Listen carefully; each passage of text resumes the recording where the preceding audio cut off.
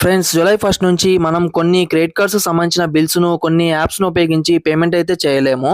ఇప్పటికే మనం already credit, PhonePe, bill desk, Infibeam avenue ఇలాంటి యాప్స్‌ను ఉపయోగించి బిల్స్ అయితే పే చేస్తున్నాం. కానీ వేరు వేరు బ్యాంక్స్‌కి సంబంధించి వాటిలో కొన్ని ఇక మీదటైతే మనమైతే చేయలేము. బేసిక్‌గా అయితే మనం ఏదైనా క్రెడిట్ కార్డ్ బిల్ పే చేయాలి అంటే డైరెక్ట్‌గా ఆ పర్టిక్యులర్ బ్యాంక్ యాప్ నుండి అయితే బిల్ పే చేసే అవకాశం అయితే ఉంటుంది. లేదు అంటే క్రెడిట్, ఫోన్‌పే ఇలా రకరకాల యాప్‌ను ఉపయోగించి బిల్స్ అయితే పే చేస్తూ ఉంటాం కదా! కానీ ఇకపై అలా అయితే కుదరదు. ఎందుకంటే అన్ని క్రెడిట్ కార్డ్ చెల్లింపులను Bharat bill payment system BBPS ద్వారా మాత్రమే ప్రాసెస్ చేయాలని ఆర్బీఐ అయితే ఆదేశించడం జరిగింది.